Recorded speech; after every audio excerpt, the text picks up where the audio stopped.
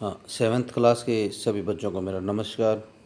प्यारे बच्चों, आज दिनांक 6 नवंबर को जो विज्ञान की वर्कशीट आई है कक्षा 7 के लिए, वो वर्कशीट नंबर 11 है। आज का हमारा टॉपिक है बेटा, पादपों में पोषण की अन्य विधियाँ। जैसे पादपों में पोषण प्रकाश संश्लेषण द्वारा होता है, दूसरी विधियों द्वारा होता है। तो इसी प्रकार पादपों में एक अन्य विधि भी है जो कुछ पादप अलग तरह से अपना पोषण करते हैं, अपना भोजन बनाते हैं। उदाहरण के लिए जैसे ये अमर बेल है, आपने पेड़ों पर वो पीली पीली बेल, बिना पत्तों की बेल चढ़ी हुई देखी होगी, और कुछ दिन के बाद वो पेड़ सूख भी जाता है, आपने देखा होगा। तो वो पेड़ क्यों सूख जाता है? ये बेल तो बिल्कुल फैल जाती है। थोड़ी सी ये बेल, आपने अमर बेल डाल दी उस पेड़ पे, तो वो बेल पूरे पेड़ से फैल जाती है, वो सूखती भी नहीं है। ऐसा कैसे होता है कि उसकी जड़ भी नहीं है और फिर भी वो भोजन बना रही है, पत्ते भी नहीं है फिर भी भोजन बना रही है? तो उसको हमने समझना है। बच्चों, ये जो अमर बेल है, इसके आधार पे हम समझते हैं कि ये क्या करती है। इस पौधे से जो पौधा भोजन बनाता है ना, जिस पे ये चढ़ी हुई है बेल, जिस पे ये फैली हुई है, उस पौधे का भोजन खुद खा जाती है और पौधा बेचारा सूखा रह जाता है, कमज़ोर हो जाता है, बिना भोजन के मर जाता है धीरे धीरे, और पौधा सूख जाता है। यह इतना कमज़ोर हो जाता है कि आपने देखा ही होगा, और बेल सारा भोजन खा जाती है। तो ऐसा पादप, अमरबेल जैसे पादप, ये बेटा इस तरह से जो भोजन बनाते हैं, भोजन की यह प्रणाली विषमपोषी कहलाती है। देखिए, मनुष्य और अन्य प्राणियों की तरह कुछ पादप भी अपने पोषण के लिए अन्य पादपों द्वारा निर्मित खाद्य पदार्थ पर निर्भर होते हैं। ऐसे वे विषमपोषी कहलाते हैं। यानी अमरबेल जैसे पदार्थ क्या है? विषमपोषी। और इस प्रणाली को विषमपोषी प्रणाली कहा जाता है। अमरबेल चित्र को देखिए, यह अमरबेल का पादप है। इसमें क्लोरोफिल नहीं होता, इस पादप में क्लोरोफिल नहीं होता, इसलिए पीला नजर आता है आपको। वे अपना भोजन उस पादप से प्राप्त करते हैं जिस पर ये चढ़े होते हैं, आरोपित होते हैं, फैले होते हैं। जिस पर यह आरोपित होते हैं उस पेड़ को कहते हैं पादप परपोषी। जिस पेड़ पर ये चढ़े होते हैं ये बेल, तो उस पेड़ को कहते हैं पादप परपोषी कहा जाता है। क्योंकि अमरबेल जैसे पादप परपोषी को अमूल्य पोषकों से वंचित कर देते हैं, इन्हें परजीवी कहते हैं। अमरबेल को परजीवी कहा जाता है क्योंकि ये पौधे से क्या करते थे? अमूल्य पोषक तत्व उसे वंचित कर देते हैं, यानी उसके सारे पोषक तत्व खा जाते हैं। तो अमरबेल जैसे पौधों को परजीवी कहा जाता है। परजीवी का मतलब है जो दूसरों का भोजन खा जाएं।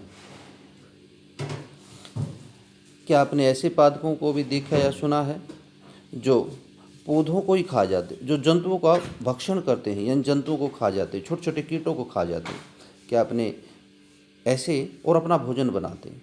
मतलब ऐसे भी पौधे होते हैं जो छोटे छोटे जंतुओं को खा जाते हैं, छोटे छोटे कीटों को खा जाते हैं और तब अपना भोजन बनाते हैं। आइए इसके बारे में जानते हैं। प्यारे बच्चों, ये बिल्कुल सही है। पादप या घटपर्णी, घटपर्णी या एक ऐसा पादप है, इसे पीचर पादप भी कहते हैं, घटपर्णी भी कहते हैं। कीटभक्षी, जो एक कीटभक्षी पौधा है, उसमें क्या होता है ये ध्यान से सुनिए। कुछ ऐसे पादप भी हैं जो कीटों को पकड़ते हैं तथा उन्हें पचा जाते हैं। ऐसे पौधे हरे व अन्य किसी रंग के हो सकते हैं। चित्र के पादप को देखिए, इस चित्र में पादप को देखिए।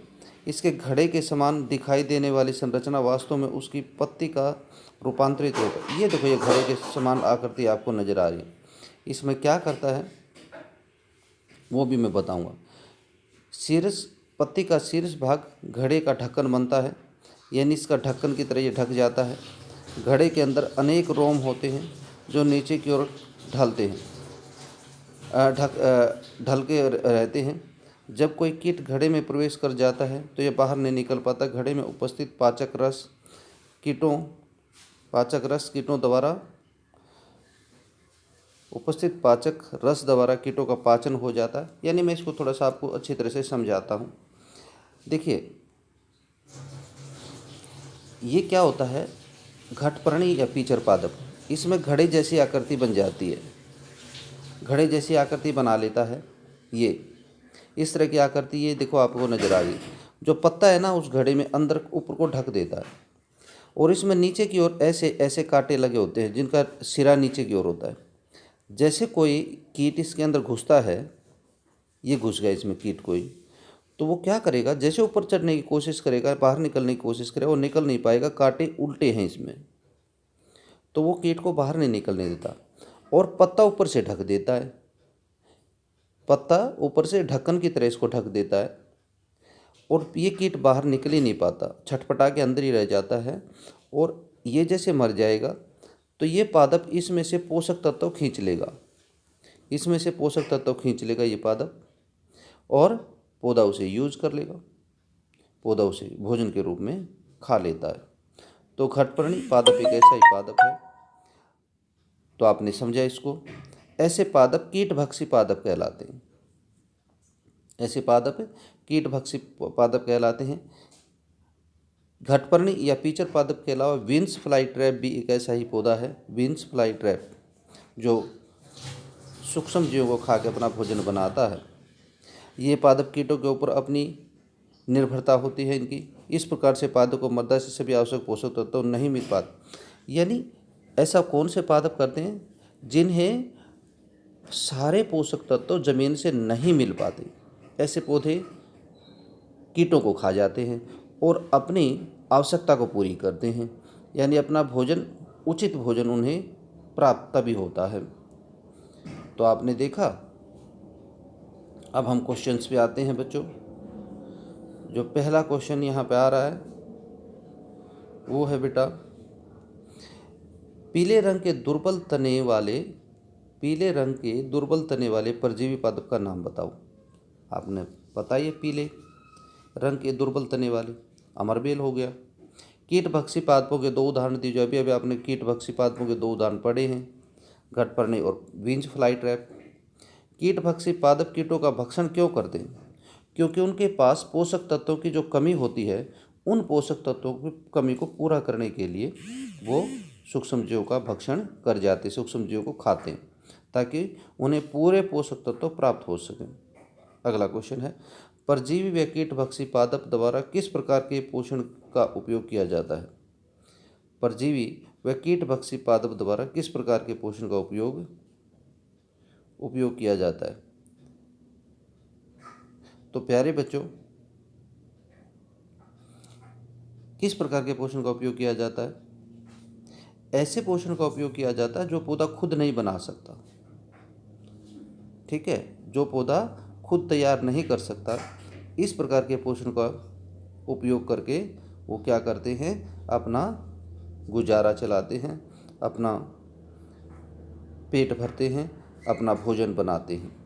आज का बेटा जो कोविड का संदेश मिल रहा है वो शारीरिक दूरी का है, 6 फीट की शारीरिक दूरी, 2 गज की देह की दूरी, ताकि हम कोविड से लड़ सकें और इस बीमारी को भगा सकें। नमस्कार बच्चों।